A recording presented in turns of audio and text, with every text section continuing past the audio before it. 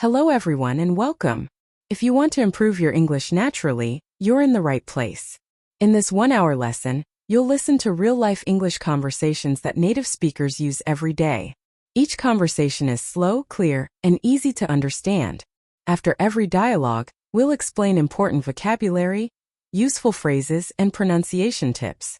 So relax, grab a notebook, and let's improve your English together. Let's begin.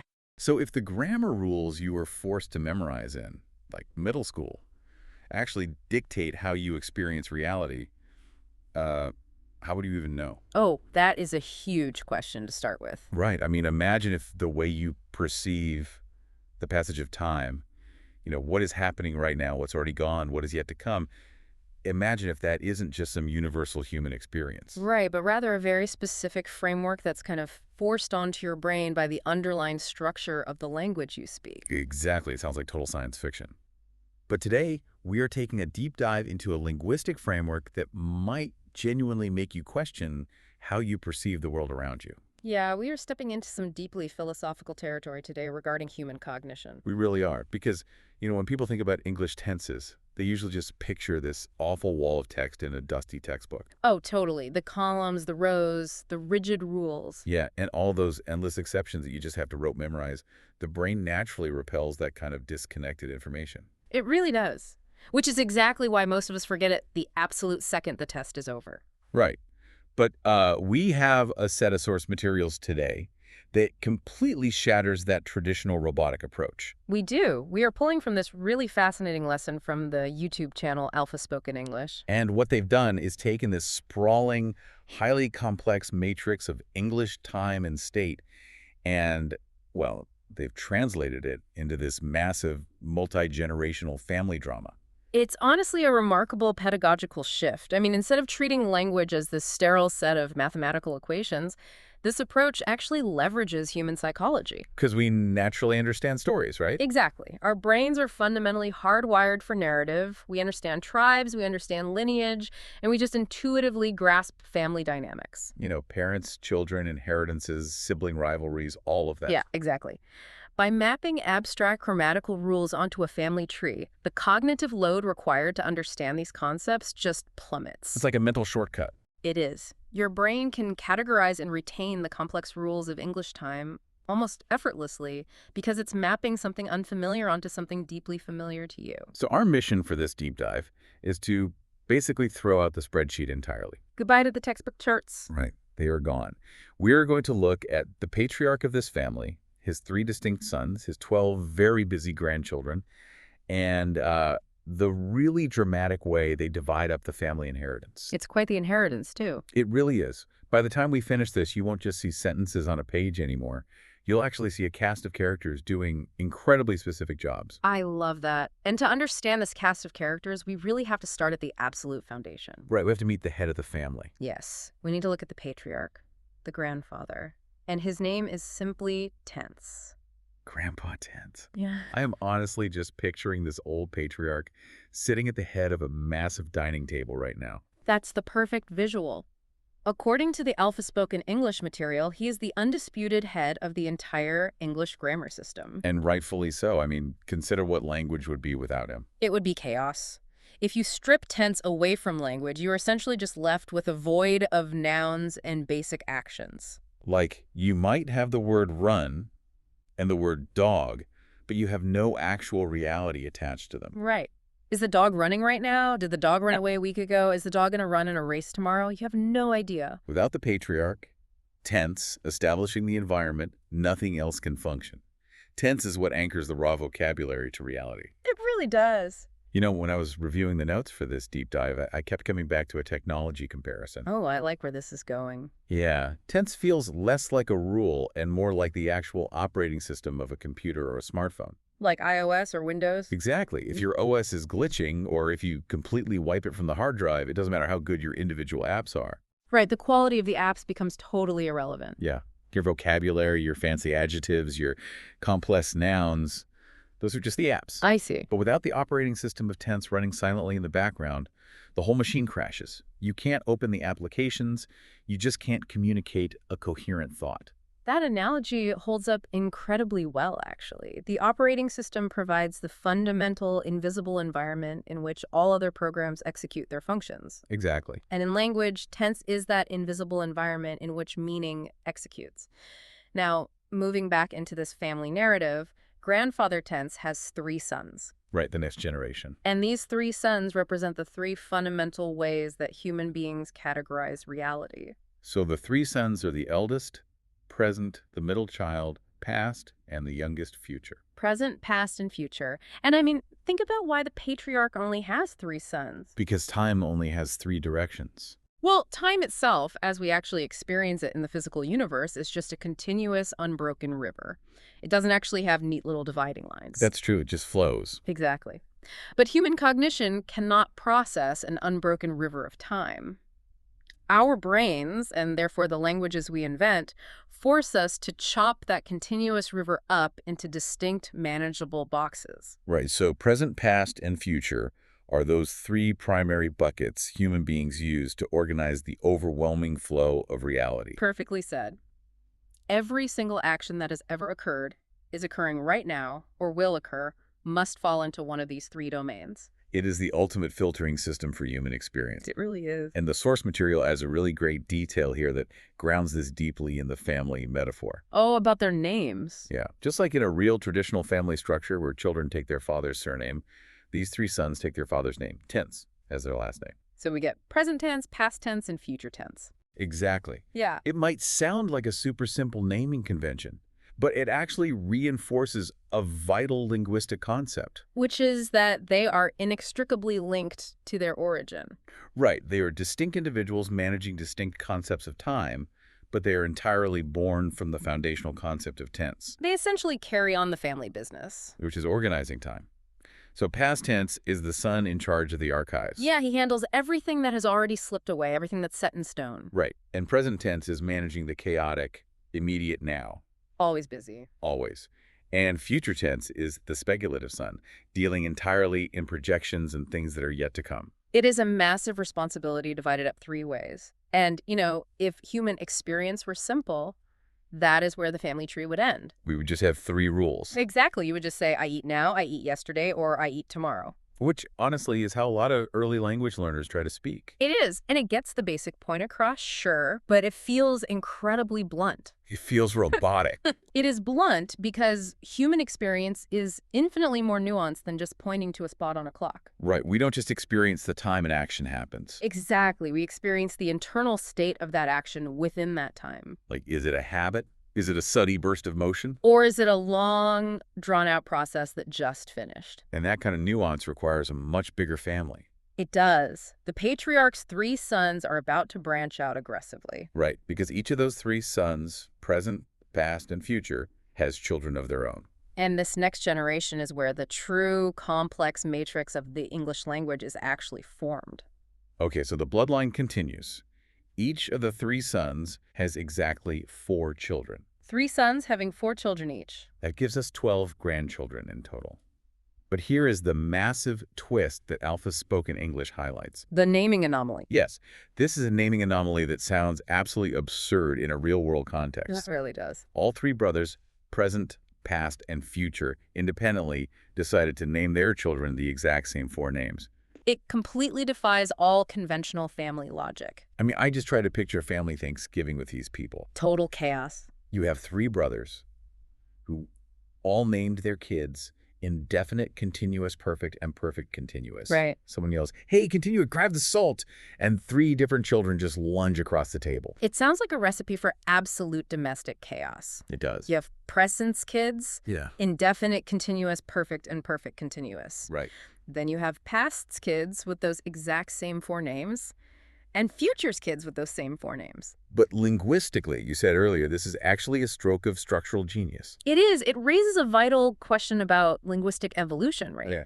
Why would a language system develop this way? Yeah. Why use the identical 4 categories across all 3 distinct time frames? Well, think about it. I assume it has to be about cutting down on what you have to memorize. Oh, definitely. If they all had unique names, that would be 12 completely separate grammar categories floating around in your head. Exactly. It reduces the cognitive load drastically. What we are looking at here is A matrix. Okay, a matrix. Yeah. You have time on one axis, present, past, future, and you have the state of action on the other axis, indefinite, continuous, perfect continuous. So by standardizing the names of the actions, a learner only has to conceptualize 4 fundamental types of action. That's a perfect way to visualize it. Instead of learning 12 entirely different jobs, you're just learning 4 job descriptions. And those 4 job descriptions just get applied in 3 different branch offices. Exactly. The shared naming convention signals a shared underlying logic. So, like, continuous always means an ongoing fluid action. Yes. Whether you are talking about the past, the present, or the future, it's always ongoing. And perfect always deals with completed actions relative to a point in time, regardless of which brother fathered that specific grandchild. You got it. It creates total predictability in the language. So if I understand the core personality of the kid named Continuous, I basically understand a quarter of the entire grammar matrix. Exactly. You just have to figure out which time zone he's currently standing in. Okay, but that actually leads to an obvious functional problem. Which is? If I'm building a sentence and I want to talk about my cousin Continuous, how does the listener know if, present's kid, past's kid, or future's kid? Right. How do we tell them apart? Yeah. How do we tell these 12 cousins apart when they share the same names? Well, they need a mechanism of identification. And in the alpha spoken English narrative, this is where the family inheritance comes into play. The inheritance. Yes. The patriarch and the sons have assets, and they divide this wealth among the 12 grandchildren so they can establish their own distinct identities. Okay, and in grammatical terms, this inheritance is known as what? They are known as helping verbs. Helping verbs. Okay, so these are the specific markers that identify exactly which cousin is speaking in any given sentence. Exactly. It's like they each get a specific signet ring. Oh, I like that. A signet ring. So let's break down how this inheritance is distributed, starting with present's children.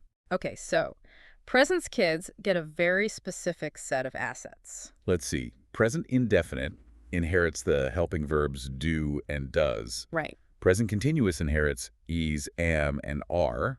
Present perfect gets has and have. And then present perfect continuous inherits a combination, right? Yeah, it gets has been and have been. Notice the internal logic there. The perfect continuous cousin, true to its name, actually borrows a bit from the perfect cousin's inheritance. Oh yeah, it takes has and have, but adds the word been to make it distinct. Exactly. It's a hybrid asset. So that's the present branch sorted. They have their dodos, isomer, and hashave. Right. Now, the past branch of the family gets a completely different set of assets to avoid any confusion. Makes sense. So past indefinite gets did. Yes. Past continuous gets was and were. Past perfect claims had, and past perfect continuous takes had been. The past branch is historically more consolidated. There are fewer verbs to juggle because English past tense structures often smoothed over the singular and plural variations that the present tense kept. That is interesting. But, the most striking distribution of inheritance belongs to the youngest brother, Future. Oh, absolutely. This is the part of the source material that really jumped out at me. Because Future didn't just hand out random verbs. No, he did not. Future implemented a strict, unified corporate branding strategy. It is entirely consistent across his branch. Future basically looked at the messy variations the older brothers were using and decided they needed ultimate brand recognition. Right. So all of Future's kids, without exception, must use the word will. It serves as an unmissable marker of futurity. So future indefinite gets will, future continuous gets will be, future perfect gets will have, and future perfect continuous gets will have been. It's so clean. It really is.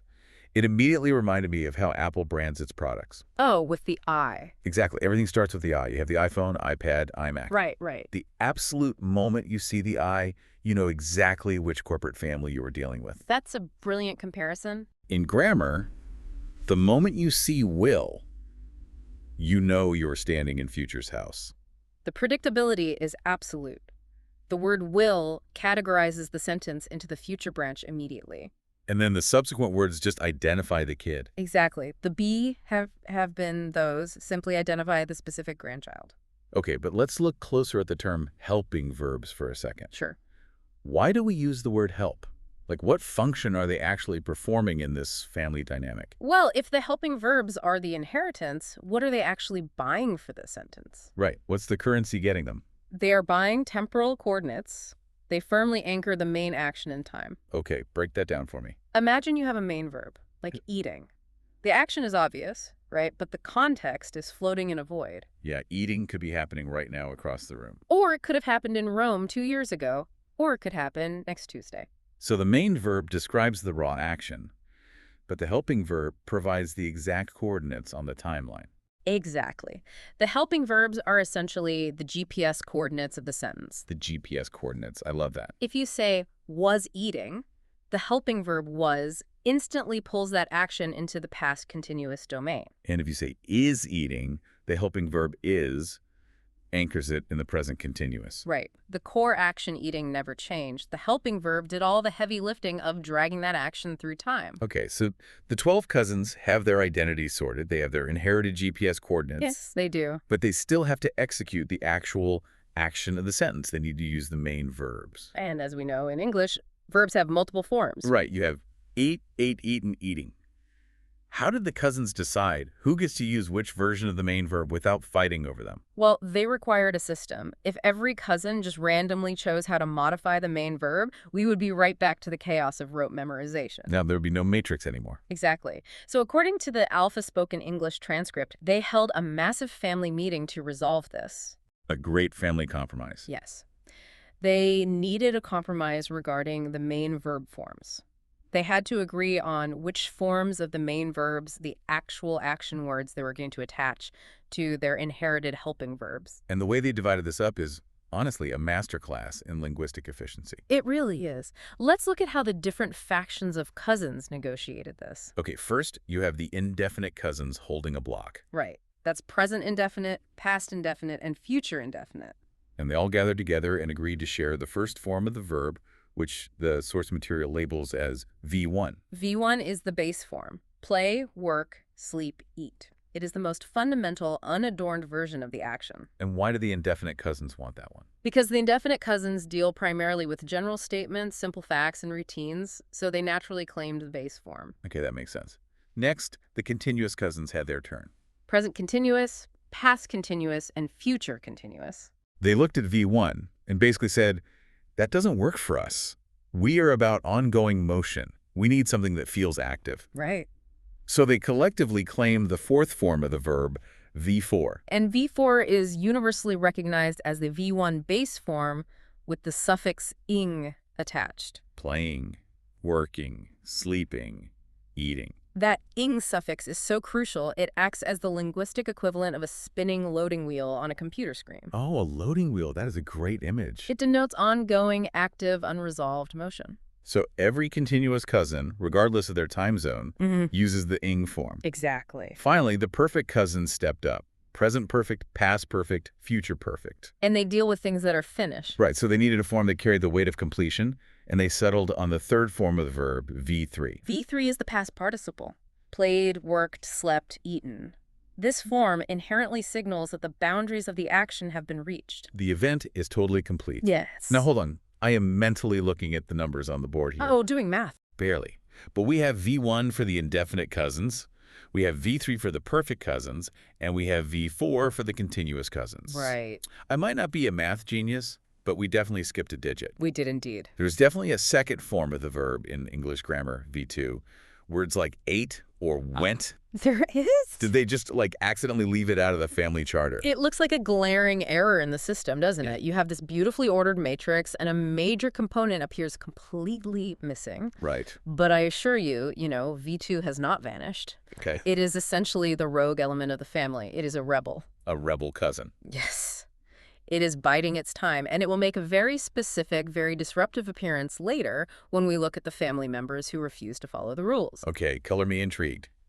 The rebel cousin is waiting in the wings. Yes. But looking at the compromise they did, strike grouping all continuous with V4 and all perfect with V3, it just seems so much kinder to the human brain. Oh, it drastically reduces the cognitive friction of speaking. Just makes it easier to process. Exactly. By standardizing the continuous tenses with V4, the ing form, the system becomes highly predictable. Right. Every single time you want to express an ongoing action, no matter when it happens, you just grab V4. And every time you want to express a completed action, you grab V3. The matrix is incredibly solid. It means when I am building a sentence, I only really need to make two choices. Which are? I choose my helping verb to set the time coordinates, and I choose my verb form to set the state of action. Time and state. That is the essence of it, yes. So now that we know who they are and what tools they use, what do these cousins actually do all day? Right. How do they actually function when we are talking to each other? Yeah, this is where we see the family tree driving our daily conversations. We need to examine the two most distinct states of action, continuous and perfect. Let's start with the continuous cousins. As we established, they use V4, the ing form. Because continuous tense represents an action in motion. It is dynamic. It is fluid. It has absolutely no clear boundary in the moment it is being described. The source material breaks it down so clearly. Present continuous is an action happening right now, in the immediate present. Like reading a book or watching TV. Or listening to this deep dive right now. You are actively doing it. Exactly. Past continuous means an action was in motion at some point in the past. And future continuous means an action will be in motion at a specific time in the future. And the structural formula for all of these is remarkably consistent across all the branches. It is. You start with your subject, you insert the specific helping verb for that time frame, you add your V4, the ing verb, and you end with the object. Subject, helping verb, V4, object. Right. I am eating pizza. I was eating pizza. I will be eating pizza. The temporal coordinate, the helping verb changes. But the motion itself, the V4, remains constant. When I was trying to visualize this, the best comparison I could think of is the camera app on a smartphone. Oh, the camera app. Okay, walk me through that. Well, continuous tense is exactly like watching a live video feed on your screen. You can literally see the motion happening. It is actively unfolding. Oh, wow. Yeah. Whether you are watching a video that was recorded yesterday, which is past continuous, or a live broadcast right now, present continuous, or setting a timer to record tomorrow, future continuous, the format is still video. It is captured motion. Yes. That is a highly effective analogy. It captures the essence of the continuous tenses perfectly. They are the live video feeds of human language. Okay, so if that's continuous, let's contrast that with the perfect cousins. The perfect cousins use V3, the completed form. Right. The perfect tense represents an action that is perfectly started or perfectly ended. It is about establishing boundaries. It is about completion. Present perfect means an action is finished by now. Past perfect means it was completely finished before another specific point in the past. And future perfect means it will be entirely finished by a specific time in the future. So if the continuous tense is the live video feed, how does that camera analogy apply to the perfect tense? Oh, this is good. If continuous is the live video feed, then perfect is like opening your photo gallery and looking at a saved screenshot. A screenshot. Oh, expand on the psychology of that. Well, a screenshot is a static image. The motion is over, it is done, and it is captured perfectly. Right, it's frozen. Exactly. When you look at a screenshot, you aren't watching the action happen. You are looking at the result of the action having happened. You have this completed artifact to reference. That beautifully highlights the profound psychological difference between these two states of action. It really does. The continuous tense is entirely about the experience of the action. You are embedded right in the middle of it. But the perfect tense is about the status or the result of the action.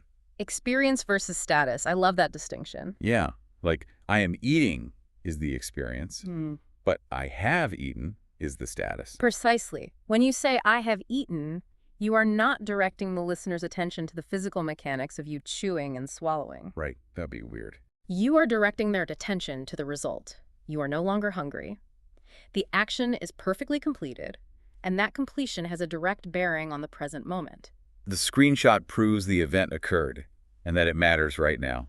And this distinction between the ongoing experience and the completed status is just fundamental to how humans convey complex meaning. We desperately need to be able to distinguish between being in the thick of a process and having achieved the result of that process. And the continuous and perfect cousins handled this massive division of labor for us. Okay, so we have the live video feed and we have the saved screenshot. But human experience is messy. Right, very messy. What happens when you need to combine them? Right. Like, what if you want to express an action that started way back in the past but is still broadcasting as a live feed right now? Then you need the hybrid. A hybrid cousin. Yes. You need the family member specifically designed to bridge the gap between historical completion and present continuation. Which brings us to perfect continuous. This is where the matrix demonstrates its true combinatorial power. Because the perfect continuous cousin literally takes assets from both sides of its lineage to create a completely new meaning. Exactly. It takes the helping verb from the perfect side of the family. So it claims has, have, had, or will have. But then it adds the word been to act as a bridge. So we get has been, had been, will have been, and that provides the starting coordinate. And then for the actual active verb, it borrows from the continuous side of the family. It takes V4, the ing form. Right. So it combines the starting point logic of the perfect tense with the ongoing motion logic of the continuous tense. The Alpha Spoken English video actually provides a highly practical example of this. Oh, what did they use? The instructor notes that if you're watching their video, and it has been playing for several minutes, the action of playing started in the past. Right, it has a definitive starting point. But it is still actively happening.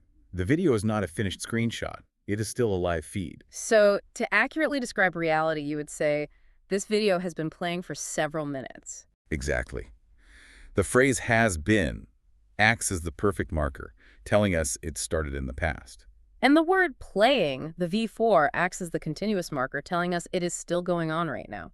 It is such a highly efficient way to compress a complex, stretched-out timeline into a single elegant verb phrase. It is basically the equivalent of a live stream that you can rewind to see the beginning, but that is still broadcasting in real time. It is a brilliant hybrid. It is. But, as we teased earlier, not every member of the tense family respects this logical matrix. Oh, right. Every family has rule breakers. And the tense family has some major rebels. Okay, we have to address the indefinite cousins, specifically present indefinite and past indefinite. The problem children. Yes, because earlier we established the ironclad rule that helping verbs are the family inheritance. They are the GPS coordinates. We absolutely need to know who is speaking. We said present indefinite inherited do and does, and past indefinite inherited did. That was the inheritance officially listed in the family ledger, yes. Right.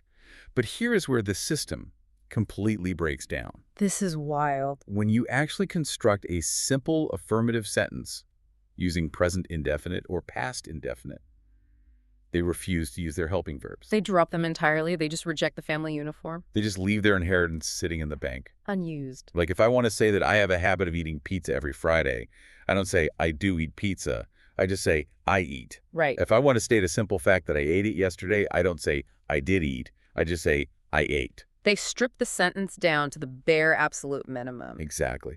So present indefinite just uses V1, maybe tacking on an as or as depending on the subject. He eats. And past indefinite. This is the grand reveal. Yeah. This is where our missing V2 finally shows up. There it is. The black sheep verb form belongs to the rebel cousin. Past indefinite uses V2. I ate. No helping verbs in sight for these simple statements. It is a fascinating and, frankly, seemingly chaotic deviation from the established matrix. It really is. Which begs the question, why? Why, indeed? After spending all this time building a perfectly logical family tree where everyone has a specific helping verb and a designated verb form, why do these two specific cousins just decide to break the rules? It feels wrong, doesn't it? Yeah, dropping their helping verbs in simple statements feels like it breaks the structural integrity of the whole language. Well, it does break the system from a purely structural standpoint. So why do they do it? Because language is not just a mathematical construct, it is a biological tool. A biological tool. Yeah, to understand why these rules are broken, we have to look at how humans actually use language in the real world under the pressure of daily life. Okay, let's look at the real-world pressure. Spoken language is constantly driven by an underlying tension between two opposing forces: clarity and efficiency. Clarity and efficiency. Right. We desperately want to be understood, which requires rules and structure, but we also want to expend as little physical, breath, and cognitive energy as possible when speaking. We want the path of least resistance. Precisely. In linguistics, there is a concept closely related to Zipf's law, which essentially states that the most frequently used words in a language tend to be the shortest. So we streamline what we use the most. Yes. Now, think about the topics that absolutely dominate daily human communication. What do we talk about the most? We talk endlessly about our habits, our daily routines, and simple, immutable facts about the present moment. Like, I live here, I work there, the sun rises. Exactly. That is the domain of present indefinite. And we also constantly relay simple sequences of events that just happened. I went to the store, he called me, I saw her. Right. That is the domain of past indefinite. So they are basically the absolute bread and butter of casual conversation. Present indefinite and past indefinite are arguably the most frequently used tenses in daily human speech. Oh, wow. Because they are used with such staggering frequency, the language naturally, organically streamlined them over centuries of use. That makes total sense. Saying, I do eat, or I did go, every single time you wanted to state a mundane fact just felt too clunky. It took too much breath. It was too inefficient. It is just too many syllables to get a simple point across. Exactly. So linguistic evolution simply eroded the helping verbs away in these simple affirmative statements to save time and physiological energy. That completely flips my perspective. Dropping the helping verb makes our most common sentences significantly faster to say. The rule breaking isn't random chaos. It is a highly evolved feature of linguistic optimization. They broke the family rules because they are the busiest, hardest working members of the family. Yes. They simply do not have the time to wear the full formal uniform every time they step out the door. That's a perfect way to put it. Now, before we move on to how we physically build these sentences, the source material actually provides a really fascinating comparative lens. Right. Regarding Hindi. Yeah, the instructor is teaching this in a context that references Hindi and provides very specific markers for translating these indefinite rule breakers. Yes, the source gives highly practical phonetic markers for identifying these specific tenses in Hindi. Which provides a great window into comparative linguistics, I think. It really does. What did the outline say? It notes that in Hindi, present indefinite sentences often end with specific sounds like ta, ti. Oh, and past indefinite. Past indefinite sentences often end with sounds like gaya, liya, aya, pia, diki. What is so illuminating here is that for a native Hindi speaker, these phonetic endings serve the exact same structural function as recognizing the shift between V1 and V2 in English. Oh, interesting. They are the immediate auditory clues that signal which specific branch of the time matrix you are currently operating within. So while English uses a totally separate vocabulary word like switching from eat to ate, Hindi alters the ending sound of the phrase. Exactly. It highlights how different language families achieve the exact same overarching cognitive goals. Categorizing the flow of time and the state of action. Right, but they just use completely different sonic tools. The architecture of the matrix is universal, even if the actual building materials change. Speaking of building materials, we have now met the entire family. The whole cast of characters. We know the patriarch, the 3 sons, the 12 cousins. We know their names, their helping verb coordinates, and their main verb forms. We know who the hybrids are, and we understand why the rule breakers act the way they do. We have all the raw pieces sitting on the table. But having a pile of parts is not the same as having a functioning machine. We need a blueprint for assembly. Exactly. How do we take these abstract elements and construct actual functioning sentences? The Alpha Spoken English transcript breaks down the structural formulas for all sentences into a remarkably modular, almost mechanical system. Modularity is definitely the key concept here. It completely removes the mystical aura from sentence construction. It does. When I was looking at these structural formulas, my mind instantly went to playing with Lego blocks. Oh, Lego blocks. Yes. You don't have a solid, unchangeable object. You have distinct types of blocks. Subject blocks, helping verb blocks, verb form blocks, and object blocks. Right, they're discrete units. And generating language is basically just the act of snapping them together in a specific, predetermined order to build whatever structure you need. Let's examine the basic blueprints the source actually provides for assembling these blocks. Okay, so the first blueprint is for a simple sentence. The baseline affirmative statement. What's the formula? The formula is subject plus helping verb plus verb form plus object. Subject, helping verb, verb form, object. This is your standard chronological flow of information. Right. You start by identifying the actor, which is the subject. You lay down the temporal coordinates, the helping verb. You state the core action, the verb form. And you conclude with the receiver of the action, the object. Is a totally straight, logical, linear progression. So how does that look with the Lego blocks? Okay, if I am building this physical Lego tower, I take the I block, the subject, I snap on the am block, the helping verb, I snap on the building block, the verb form, and finish with a tower block, the object. I am building a tower. Simple, stable structure. Very stable. Now, what happens when you want to change the reality of that statement? What if you want to deny it?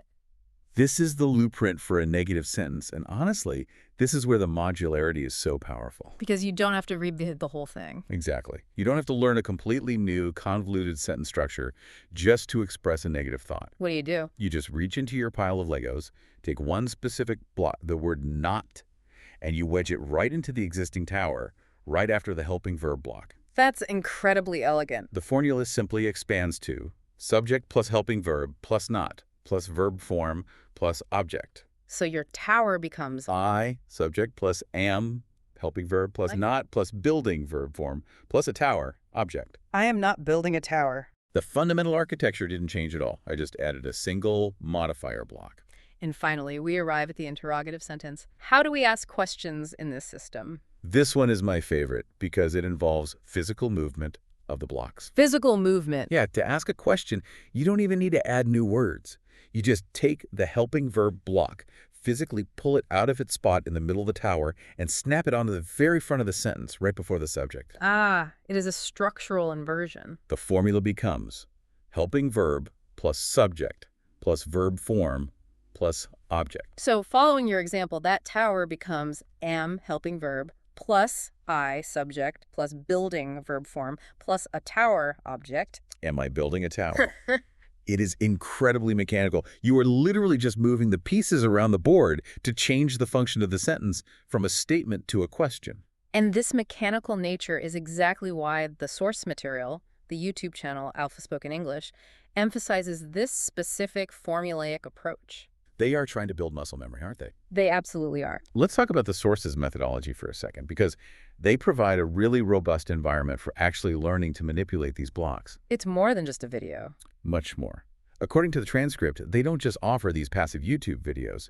They have built an entire educational ecosystem. They offer premium courses, a dedicated mobile app, downloadable ebooks. They are providing a comprehensive, interactive toolkit for language acquisition. Yes. The transcript even specifically mentions that they hold live classroom sessions on Tuesdays, Thursdays, and Sundays at 8:20 p.m. And that context is absolutely vital to understanding their pedagogy. Because you need the practice. Exactly. Why go through the effort of offering live classes to practice something that is as supposedly mechanical as snapping Lego blocks together? Right. Because while logically understanding the formula is the necessary first step, true fluency requires the automatic subconscious assembly of those blocks in real-time conversation. You have to physically practice snapping the Legos together over and over again until your hands, or in this case, your vocal cords, know the movement so well you don't even have to look at the instruction manual anymore.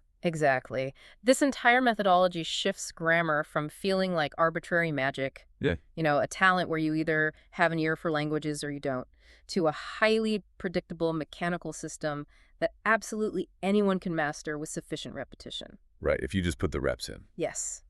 By offering live classes and an app, the source provides a controlled, guided environment to practice assembling these blocks until the matrix basically becomes second nature.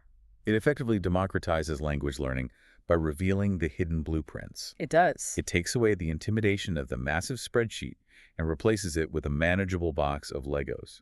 It is a brilliant way to approach a daunting subject. It really is. So let's step back and survey the massive linguistic tower we've built over the course of this deep dive. We have navigated a vast amount of structural territory today.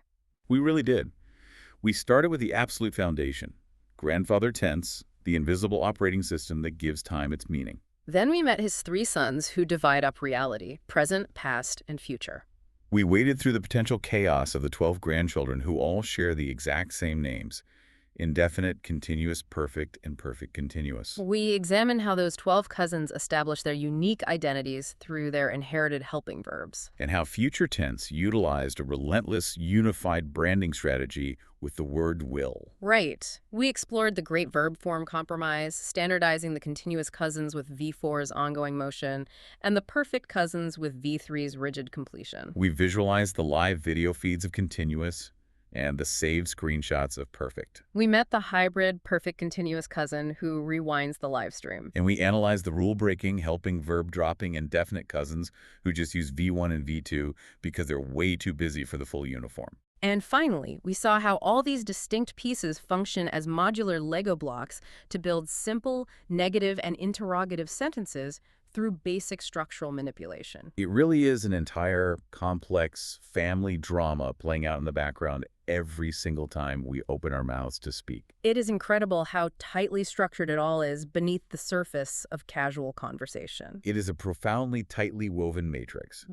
But as we wrap up this analysis, I think exposing this deep structure leads us right back to the philosophical provocation you opened with. Ah, the idea of language shaping reality. Yes. We have spent this deep dive thoroughly exploring how the English language strictly, almost ruthlessly, divides time into a highly structured 12-box family tree. Everything has its specific place. Every action is categorized by its precise location on the timeline and its specific state of ongoingness or completion. The matrix forces you to choose a coordinate, time, and state. But this raises a monumental question for you, the listener, to explore long after this audio stops playing. It does. If our underlying grammar dictates how we must structure our sentences before we can even articulate a thought, how much does this rigid family tree of tenses unconsciously shape the way English speakers actually perceive the flow of time and the nature of reality itself? If the only tool you have is a 12-box matrix, does every experience start looking like it belongs in a box? Exactly. Precisely. If you are forced by your foundational grammar to constantly subconsciously analyze whether an action is an ongoing process or a completed result, do you begin to experience your entire life as a stark series of statuses and processes? That's wild to think about. Compare this psychological reality to languages that do not slice up time this rigidly. Right. There are languages where context, mood, or social hierarchy, rather than strict tense markers, determine how an event is described. Does an English speaker, trapped in this specific matrix, experience a fundamentally different version of now than someone speaking a less temporally rigid language? That is the ultimate question of linguistic determinism. Are we just freely building Lego structures to express our thoughts? Or did the shape of the Lego blocks secretly build the structure of our minds first?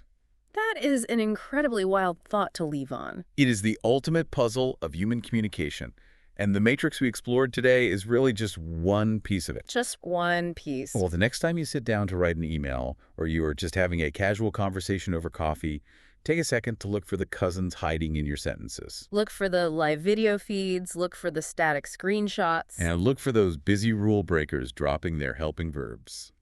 Thank you so much for joining us on this deep dive. It's been great. I hope we have managed to turn that boring spreadsheet of grammar rules into a living, breathing family drama you won't soon forget.